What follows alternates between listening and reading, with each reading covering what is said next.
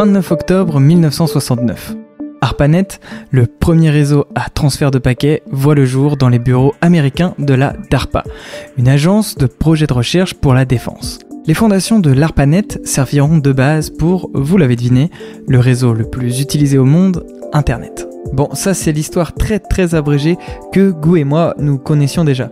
Et puis, en préparant les émissions, en cherchant des invités, en bouquinant un peu à côté, on est tombé sur le livre de Félix Tréguet, Contre-histoire d'Internet du XVe siècle à nos jours.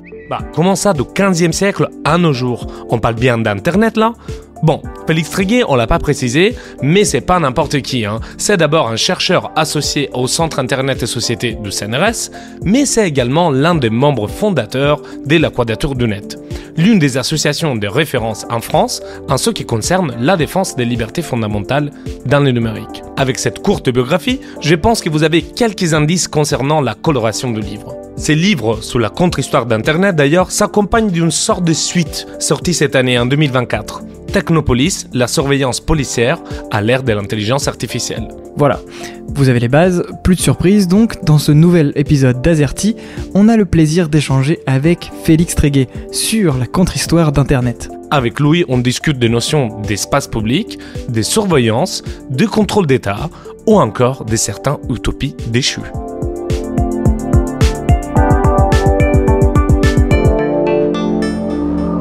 Ok, je lance Azerty. Bon, alors entrons tout de suite dans le bain en s'attardant sur le mot contre-histoire. Écrire un livre qui s'intéresse à l'histoire alternative, ou en tout cas celle qu'on raconte moins, celle qu'on connaît moins, ça n'a évidemment rien d'anodin. On demande alors à Félix d'où est venue cette envie, ce besoin de raconter la contre-histoire d'Internet.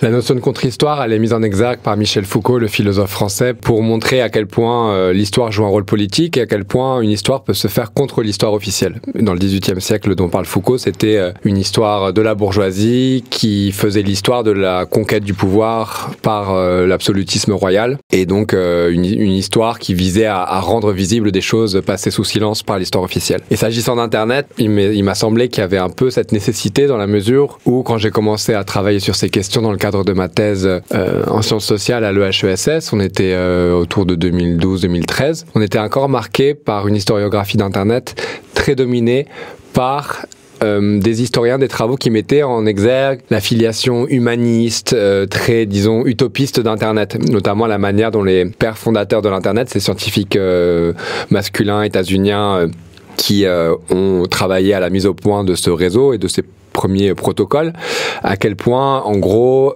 ils avaient réussi à travailler, certes, avec les financements militaires, dans le cadre du complexe militaro-industriel en cette période de guerre froide, dans les années 50, 60, 70, mais en réussissant à se ménager de grandes marges d'autonomie pour travailler à l'édification de ce réseau accentré, favorable à la dissémination des connaissances, à la liberté d'expression, etc. Et bref, cette histoire un peu enchantée, il me semblait qu'il y avait nécessité de la contester, de faire valoir d'autres traditions historiographiques qui avaient pu exister mais qui étaient en partie invisibilisées, ou qui se sont, disons, garnies ces dernières années grâce aux travaux d'historiens, justement pour, notamment, par exemple, mettre en exergue les liens très forts et les formes de dépendance très fortes de ces scientifiques, notamment je pense à Joseph Licklider, l'un des pères fondateurs de l'ARPANET, l'ancêtre d'Internet, vis-à-vis du Pentagone et du giron militaire. Jusqu'à présent, tout me semble clair. Mais ce qui est étrange dans ces livres, c'est qu'ils commencent en 1500, avec l'invention de l'imprimerie de Gutenberg.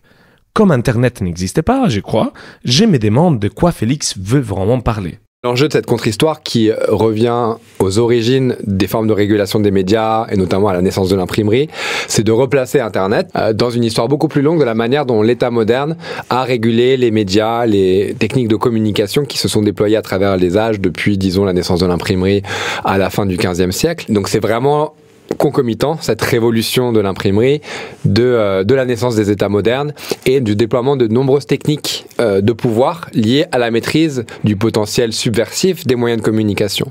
Et du coup, ce que j'ai essayé de faire dans cette histoire de temps long d'Internet, c'est de le replacer dans cette histoire de ces techniques de pouvoir nées dans le giron de l'État moderne, et notamment de voir comment les différentes formes de pouvoir qui se sont remises en selle à l'ère numérique s'agissant d'Internet combinent à la fois les formes de surveillance des communications, les formes de censure des expressions dans l'espace public médiatique, les formes de propagande et donc donc de mise en scène du pouvoir, et enfin le secret par lequel l'État et les pouvoirs de ce monde s'abritent de la controverse, s'abritent de la mise en accusation ou des formes de dénonciation qui peuvent se faire jour dans l'espace public. Donc 4 techniques de pouvoir, complétées par une 5e branche de ce que j'appelle effectivement la police de l'espace public médiatique, qui est le fait de centraliser au plan technique l'infrastructure de communication.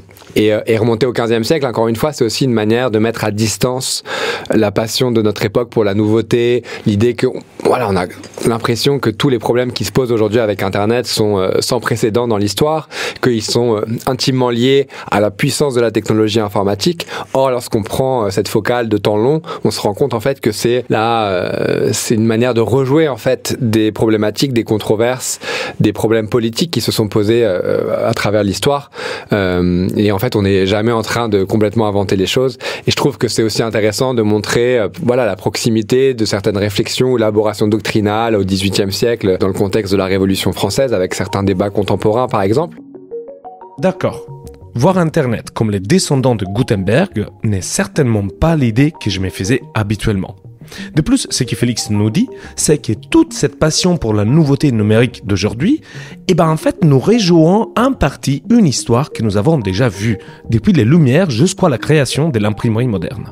En fait, dans les livres, on apprend par exemple que dès les années 1600, des chansons étaient utilisées pour faire des remixes satiriques et politiques, un peu comme TikTok, et que même à l'époque, certains hommes politiques considéraient que c'était une chose scandaleuse et inacceptable.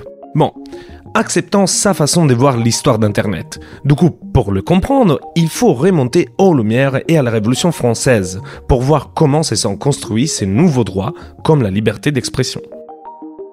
Il y a une forme d'inversion, c'est-à-dire qu'on passe d'un régime absolutiste où le pouvoir bénéficie d'un secret et pouvait avoir de grandes largesses dans la censure des écrits, dans la surveillance des communications, des lettres notamment, à un régime où en fait, alors le mot n'est pas forcément employé à l'époque, un régime démocratique, ou en tout cas basé sur la souveraineté populaire, et où du coup l'enjeu ça va être de recréer une forme de symétrie entre les prérogatives de l'État et celles du peuple et de la population. Et notamment, la Révolution française en tant que processus politique, elle se définit par opposition aux ténèbres de l'ordre féodal. Là où il y avait une forme d'arbitraire dans la censure des écrits, dans la surveillance des communications, la Révolution française et les régimes qui en découlent vont protéger la confidentialité des communications. Cette inversion, elle est très claire aussi dans les vocables. Et on voit aussi le terme de surveillance repris de cette manière. Par exemple, il y a des papiers en tête pendant la Révolution française où la devise de la République, ce n'est pas égalité, liberté, fraternité, c'est égalité, liberté, surveillance. Et la surveillance, c'est la surveillance du pouvoir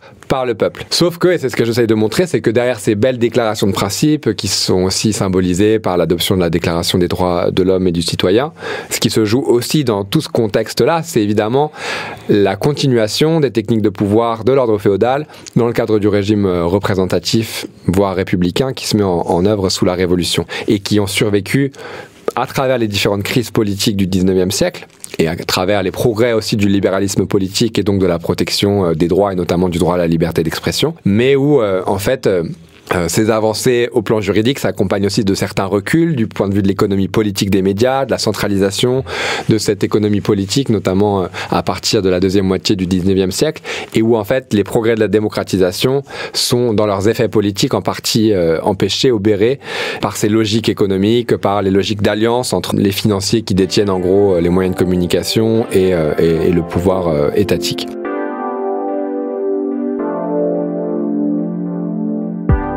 Et là, les choses sont devenues très théoriques. Après tout, on discute avec un sociologue. Mais si je comprends bien, il faut garder en tête que les expressions médiatiques libres, la presse et autres, sont des conséquences de batailles révolutionnaires qui s'inscrivent en opposition avec l'époque féodale. Après, bon, j'avoue être un peu secoué parce que je viens d'apprendre quand même le mot surveillance utilisé dans la devise nationale pour symboliser le fait que le peuple surveille le pouvoir. Sur le principe, ça me paraît ok. Pour autant, ce que nous explique Félix, c'est que la réalité est tout autre, puisque ceux qui disposent du pouvoir ont su le garder malgré les avancées juridiques et la diversification de l'expression médiatique. Ce que je comprends, c'est que c'est un peu ça qui explique pourquoi en 2024, on se retrouve avec la majorité des grands médias et des grands réseaux sociaux qui sont détenus par des milliardaires.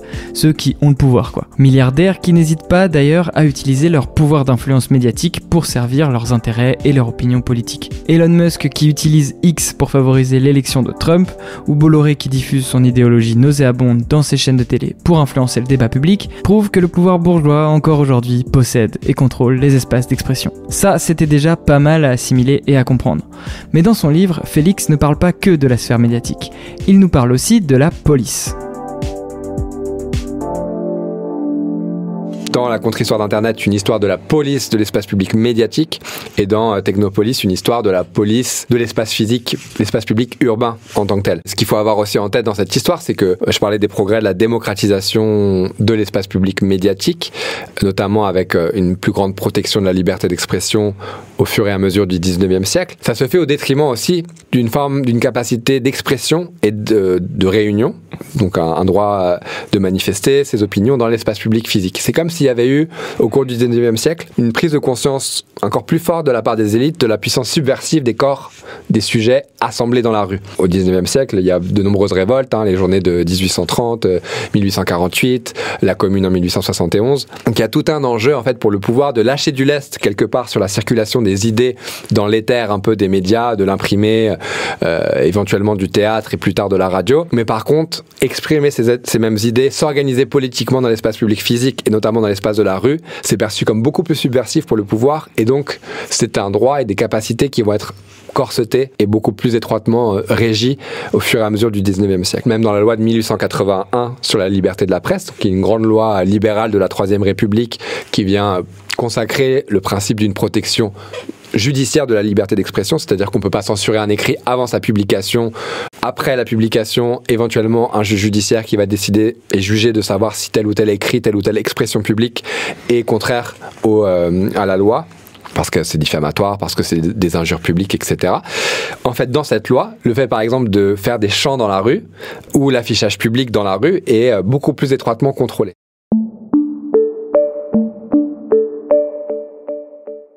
Le 19e siècle est aussi l'époque là où on commence à penser au futur ordinateur. Par exemple avec la machine analytique de Charles Babbage. Et c'est ici que notre discussion sur l'histoire de l'espace public prend une tournure inattendue.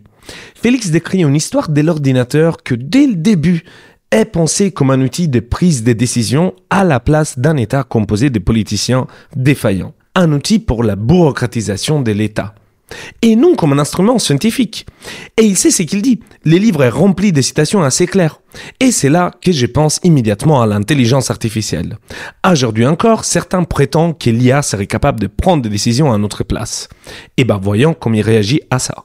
Je pense que l'intelligence artificielle, comme processus d'automatisation, c'est là encore un nouveau paradigme et une manière de revisiter des processus qui sont en effet à l'œuvre depuis au moins le 19e siècle, en tout cas avec une intensité, disons, des instruments techniques outillant les bureaucraties publiques et privées qui est beaucoup plus fort à partir du 19e siècle. C'est un moment où les États-nations se consolident, les échelles en fait du pouvoir et l'intégration du pouvoir sur des échelles territoriales très vastes, encore plus avec les colonisations du 19e siècle, nécessitent des outils techniques de plus en plus sophistiqués pour permettre de transmettre de l'information et de faire en sorte que ces bureaucraties ou ces marchés capitalistes qui s'étendent sur de vastes territoires puissent être intégrés et fonctionner du mieux possible. Et donc réduire le temps de transmission de l'information, la capacité à transmettre ces informations, voire à exécuter certaines fonctions de manière toujours plus automatisée. C'est des processus qui sont consubstantiels de la consolidation bureaucratique au 19e siècle et du développement du capitalisme. L'intelligence artificielle aujourd'hui,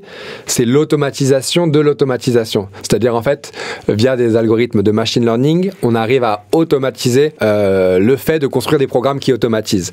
Mais en fait, la machine à calculer de Babbage dès le milieu du 19e siècle traduisent la nécessité en effet pour des bureaucraties d'automatiser certaines tâches et donc de réduire la marge d'interprétation des travailleurs et travailleuses humaines. Ces réflexions et ce processus-là par lequel le capitalisme, via tout un tas de médiations technologiques, réduit les marges d'interprétation des agents humains qui le composent et qui produisent des richesses, ça c'est un processus central et je pense que l'intelligence artificielle, évidemment aujourd'hui telle qu'elle est déployée, s'inscrit dans ces rapports de force historiques, dans un contexte où pour le coup le rapport de force entre capital et travail est très défavorable aux travailleurs et travailleuses. Ok, le tableau que nous dresse là Félix est quand même assez noir. Pour autant, j'ai pas l'impression que la machine ait toujours été perçue comme un outil au service du capital et de la production. En bon idéaliste que je suis, j'aurais envie de penser que justement, la machine devrait nous libérer au moins en partie du travail. Dans les années 50-60, en plein mouvement des droits civiques, dans une ambiance de guerre au Vietnam, aux États-Unis, idéalistes et sceptiques de la machine confrontent leur discours à gauche. Félix nous raconte les premières critiques, mais aussi les premières rêveries permises par l'informatisation. En fait, dans cette histoire un petit peu utopiste, bienveillante, humaniste de l'informatique et d'Internet, dont je disais tout à l'heure qu'elle avait un peu dominé les discours jusqu'à il y a pas mal quelques années, c'est vrai que cette critique de l'informatique très forte au lendemain de la Deuxième Guerre mondiale, et en particulier dans les années 60, est un peu passée sous silence. Et il y a un peu du coup cette opposition entre une partie de la nouvelle gauche de l'époque qui aurait vu à quel point l'informatique était l'arme au service des grandes bureaucraties publiques et privées, à quel point c'est une machine à gouverner, à quel point elle est utilisée de plus en plus dans une logique d'un gouvernement rationnel, voire rationaliste, extrêmement froid, déshumanisant, et à quel point cette machine est aussi appropriée par les grandes bureaucraties privées et le capitalisme. Et donc ça, c'est tout un pan de la nouvelle gauche qui va attaquer la recherche en informatique sur les campus états-uniens de la fin des années 60 en pointant leur collaboration avec les programmes de guerre contre-insurrectionnelle du Pentagone. C'est des groupes qui vont parfois mettre le feu à des installations informatiques et qui voient vraiment l'ordinateur comme une production technologique qui incarne ce gouvernement bureaucratique, ce pouvoir bureaucratique froid et déshumanisé. Et de l'autre côté, effectivement, il y a une partie de la nouvelle gauche plus artistique qui va se dire que l'ordinateur, peut-être en fait que c'est l'une de ces machines produites par le capitalisme et l'État qui restent des adversaires politiques, mais qu'on va pouvoir se réapproprier à des fins d'émancipation pour mieux communiquer à l'échelle planétaire. Et voilà. Et du coup là, l'informatique, comme l'avait été avant elle la radio, va être l'une de ces technologies qui va cristalliser des utopies, en fait, des utopies communicationnelles, des utopies politiques. Et donc, il y a tout un travail comme ça. Et ça, c'est un peu les deux camps dressés l'un contre l'autre dans l'historiographie. Et il me semble, et c'est ce que j'ai aussi essayé de faire dans Contre-Histoire d'Internet, c'est d'essayer de nuancer un peu ces oppositions très binaires et de montrer à quel point il pouvait y avoir des gens très engagés dans la nouvelle gauche politique, dans les manifestations contre la guerre au Vietnam, qui dénonçaient aussi déjà les ravages écologiques, enfin tous les problèmes qui continuent d'être les nôtres aujourd'hui, et qui en même temps avaient cette veine, disons, expressiviste d'une idée de se réapproprier des formes technologiques, des artefacts technologiques aux fins d'émancipation. Tout cela est très intéressant et moi personnellement je passerai des heures à parler avec Félix de l'histoire de la critique technologique. Mais pour notre contre-histoire, quelque chose est sous les points d'arrivée qui change toutes les cartes. Avec l'arrivée dans les années 80 de Minitel, l'un des prédécesseurs d'Internet, les gens découvrent qu'ils peuvent communiquer entre eux et elles. Et ça, c'est cool. Voilà la jonction entre les libertés d'expression révolutionnaires et ces fameux espaces publics numériques. Dans les années 80, en effet, Internet et d'autres réseaux de communication, le réseau Minitel que tu mentionnais, le réseau Usenet, sont en effet appropriés et font l'objet d'usages qui sont assez loin de ce que les gens qui avaient conçu ces systèmes envisageaient. Et donc il y a des appropriations assez subversives et effectivement l'État se retrouve complètement désarçonné. Tous les outils qui sont développés depuis plusieurs siècles pour réguler les médias ne marchent plus vraiment sur Internet. C'est un réseau transfrontière, on ne sait pas encore identifier vraiment qui parle à qui. Et tout ce modus operandi un peu du contrôle de l'espace public médiatique est un peu défait dans cet environnement numérique, comme l'avaient été un peu les formes de régulation des imprimés au moment de la naissance de l'imprimerie, avec des appropriations subversives, évidemment l'essor du protestantisme à l'époque, des guerres de religion, et donc c'est un moment de déstabilisation très fort du pouvoir politique, des pouvoirs politiques en place, que la naissance de l'imprimerie. Et Internet va pas générer évidemment de telles conséquences historiques, mais en tout cas clairement on peut voir dans les années 80 à quel point cet espace fait peur. C'est un espace qu'on qualifie d'anarchiste, hors la loi, et donc il est perçu comme vraiment hostile aux formes de pouvoir des États, ce qui va conduire à la définition d'un projet effectivement visant à re-réguler cet espace, mais très clairement au détriment des libertés publiques, y compris les droits acquis de haute lutte au 19e siècle, comme le principe d'une protection judiciaire de la liberté d'expression. Dans les années 90, les projets de censure des écrits Internet, on n'en passe pas par le juge. Il s'agit de confier ça à des autorités administratives, à la police en gros. Et donc, du point de vue strictement juridique, ça s'acte d'un vrai recul. Il y a l'idée aussi que, en fait, la liberté d'expression, c'était pour les journalistes professionnels, mais que Internet donne l'accès à cette faculté de s'exprimer à l'échelle mondiale à n'importe qui, et que ça, en tant que tel aussi, les formes, disons, de dressage ou de discipline inculquée aux professionnels de l'espace public médiatique n'ont plus cours lorsque des millions, des dizaines de millions, voire des milliards d'amateurs peuvent s'exprimer à grande échelle. Et ça aussi, c'est perçu comme extrêmement problématique.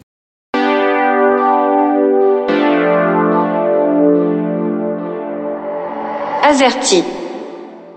Et on comprend bien que c'est dans ce contexte que le cyberespace est devenu lui aussi un endroit de lutte politique. Aujourd'hui, on ne compte plus les affaires entre hackers activistes et l'État. Le pouvoir politique montre chaque année qu'il n'hésitera pas à user du potentiel des technologies numériques pour réprimer ou surveiller. Personnellement, ça me fait penser à la très célèbre affaire Snowden, dans laquelle on apprenait que la NSA collectait en secret les données de communication de millions d'internautes. Au fait, j'ai dit cyberespace, mais les outils technologiques utilisés par l'État peuvent dépasser les frontières virtuelles, évidemment. Ça, on en a déjà parlé quand on évoquait les Jeux Olympiques dans notre épisode avec Myriam Michel, une autre membre de la Quadrature du Net. Mais laissons quand même Félix développer un peu cette idée. Quand l'État est menacé, et clairement un réseau de communication comme Internet, où au départ il n'a pas les outils pour le réguler, c'est extrêmement menaçant. L'État surréagit, en fait s'accorde la capacité à s'émanciper des protections liées aux droits humains en fait. Et c'est des choses qu'on voit effectivement à l'œuvre dans la manière dont Internet a été régulé. C'est toujours des processus compliqués parce que parfois il y a des décisions de justice qui contrecarrent tel ou tel projet, qui dénoncent telle ou telle action illégale. Je distinguerai un peu ce processus-là de ce qu'on a vu, et je pense que c'est ce que tu as en tête aussi, sur les questions de vidéosurveillance algorithmique, de police prédictive et des formes de surveillance informatique de l'espace public urbain par la police, qu'on a analysé dans le cadre de notre campagne Technopolis et sur lesquelles je reviens dans ce livre Technopolis. Là, pour le coup, c'est encore aussi très typique de la manière dont la police s'approprie des technologies de surveillance, où en fait, quelque part, la fin justifie les moyens, la technologie permet de le faire, et la police n'a évidemment pas grand problème à s'émanciper du droit, et alors même que c'est très clair, par exemple sur les drones, par exemple sur la vidéosurveillance algorithmique, il n'y a aucun cadre juridique existant, et donc tous ces déploiements sont illégaux. Ça les empêche pas de le faire, et ça les empêche d'autant moins de le faire que les contre-pouvoirs censés lutter contre ces formes de surveillance illégales, notamment je pense à la CNIL, mais c'est le cas aussi du pouvoir judiciaire, sont totalement défaillants. Et qu'en fait, alors même que le fait de surveiller une population de manière illégale est réprimé par le code pénal, est passible de peine d'emprisonnement et de prison, ces règles, ces dispositions pénales ne sont jamais appliquées pour poursuivre ou inquiéter tel ou tel préfet de police, tel ou tel ministre de l'Intérieur. En effet, Internet a radicalement changé depuis que j'ai commencé à surfer quand j'étais enfant. Nous sommes passés d'un monde d'expériences, de sites tous différents, de forums où on pouvait s'organiser librement, à un espace que Félix appelle pendant nos discussions quadrillé. Tous nos actions sur le web, par exemple quand j'ai fait défiler Instagram avec mon café du matin, sont désormais scrutées et tracées à la fois par les GAFAM à des fins publicitaires et par les États. Du coup, quand je compare mes souvenirs avec les cyberespaces actuels, Internet n'est fait plus rêver comme avant. La tentation serait alors de se dire qu'il faut se déconnecter et se concentrer uniquement sur la partie de l'espace public qui est physique. Bon, personnellement, je pense qu'Internet a encore beaucoup à nous apporter, mais comme l'histoire de ces deux espaces, physique et médiatique, est liée, je me demande comment les technologies d'information et l'informatique s'articulent aujourd'hui dans l'espace public. C'est vraiment l'inquiétude qui est au cœur de la démarche poursuivie avec la campagne Technopolis. On a compris ça, qu'après nos travaux sur la surveillance massive d'Internet, on voyait ces mêmes outils big data, ces mêmes outils informatiques de croisement de données, d'analyse prédictive, être transposés dans l'espace public urbain, dans les pratiques de la police urbaine, la police du quotidien, et se dire que les formes de surveillance massive, systématique, qui se sont déployées depuis une quinzaine d'années sur Internet, arrivaient dans l'espace physique, dans l'espace où se meuvent nos corps et où se déroule une grande partie de nos activités sociales. C'était extrêmement inquiétant. Et Internet, tu le disais, ne fait plus vraiment rêver. Après, c'est pas pour dire que même sur Internet, malgré cette économie politique très centralisée, malgré l'alliance toujours plus poussée entre Google, Microsoft, TikTok et d'autres réseaux sociaux ultra dominants avec différents pouvoirs étatiques, il y a quand même encore des pratiques de résistance et des manières de faire autrement. Mais par contre, ce que permet de souligner, disons, un constat un peu lucide et forcément un peu aussi défaitiste sur l'état des libertés sur Internet, c'est qu'en fait, il aurait été possible de faire autrement.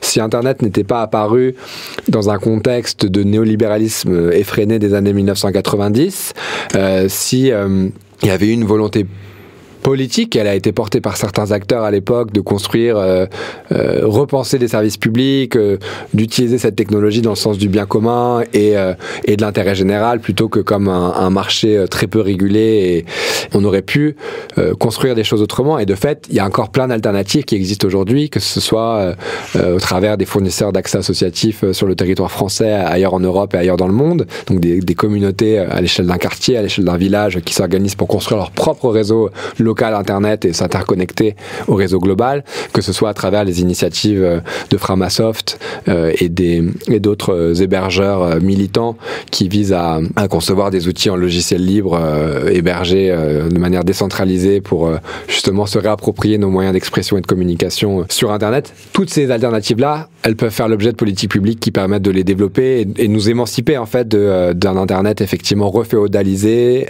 dominé par ces grands groupes capitalistes et des États complices.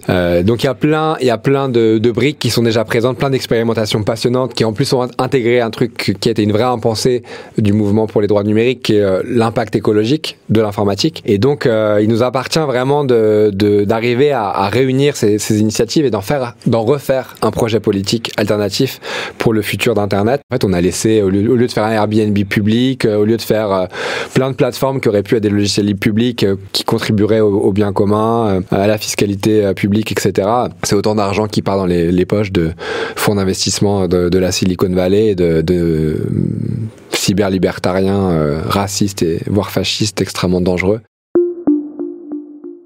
Bon, même si encore une fois les constatations de Félix sont plutôt sombres, j'avoue que j'aime beaucoup ce qu'il dit, puisque je pense que pour proposer des alternatives, il faut pouvoir dresser les constats de ce qui a échoué, de ce qui aurait pu mieux se passer, de pourquoi les choses se sont déroulées de telle ou telle façon. Qu'Internet soit né dans ce contexte de néolibéralisme effréné comme il le raconte, que le pouvoir politique ne se soit pas emparé de ces outils pour le bien commun, ça permet d'expliquer pourquoi Internet a évolué de cette façon. Alors, est-ce qu'on n'aurait pas besoin de développer de nouveaux imaginaires pour penser notre rapport à la technologie ? Comment est-ce qu'on pourrait faire autrement ? Quelle autre réponse on pourrait avoir aux problématiques de surveillance et de sécurité soulevées par le numérique ? Quand on pose la question à Félix, avec vous, on s'attendait vraiment pas à ce que sa réponse soit le féminisme. Ce que j'essaie de rappeler dans le livre et de montrer un peu pour avoir fréquenté ce milieu technosécuritaire depuis plus de 5 ans, c'est à quel point il est dominé par des hommes blancs en position de pouvoir et à quel point leur manière de penser la ville, une ville stérilisée, à quel point leur manière de penser la sécurité uniquement par le prisme étriqué de la police et de la répression, à quel point en fait dans le féminisme on trouve beaucoup d'alternatives, beaucoup d'autres manières de faire sécurité, beaucoup d'autres manières d'habiter et de faire la ville. Je pense à la tradition du féminisme anticarcéral, aux expériences de justice communautaire qui tâchent de faire sens et enfin de gérer la violence qui se déploie dans certains quartiers autrement que par l'institution policière et pénale. Je pense au droit à la ville initié par Jane Jacobs dans les années 60 aux États-Unis et poursuivi par des militantes féministes et l'urbanisme féministe aujourd'hui qui pensent la sécurité dans la ville, le soin des corps et des esprits et la bienveillance et le soin des uns portés aux autres. Tout ça, c'est des choses qui malheureusement passe sous les radars dans un débat public dominé sur ces questions par une approche basée uniquement sur la peur, sur des approches psychologisantes de la déviance plutôt que de s'interroger sur pourquoi notre société crée ces violences et comment on pourrait y remédier en luttant contre les inégalités, en luttant pour le bien commun et plutôt que pour toujours plus de police et de pognon balancé pour arroser une industrie technosécuritaire qui construit un monde pété et qu'il nous faut mettre à bas. Et c'est déjà la fin de cet épisode dédié à l'exploration de l'espace public médiatique et de son histoire. Pour aller plus loin sur ces thématiques, on vous invite évidemment à lire Contre-Histoire d'Internet de Félix Tréguet, suivi juste après par le récent Technopolis. Merci à lui d'avoir pris le temps de répondre à nos questions. Si les sujets abordés dans cet épisode vous ont plu, on vous invite aussi à écouter notre émission dédiée à la défense des libertés fondamentales dans le numérique, avec Myriam Michel, elle aussi membre de la Quadrature du Net. Pour finir, auditrices et auditeurs de Radio Grenouille, on vous invite à jeter un œil à nos podcasts dispo sur toutes les plateformes d'écoute. On y propose des versions un peu plus longues que celles diffusées en radio. Et si vous nous écoutez déjà en podcast, vous pouvez nous laisser des commentaires et des étoiles, ça nous fait toujours plaisir. Encore une fois, on espère que ça vous a plu. On vous dit à bientôt en podcast et sur les ondes.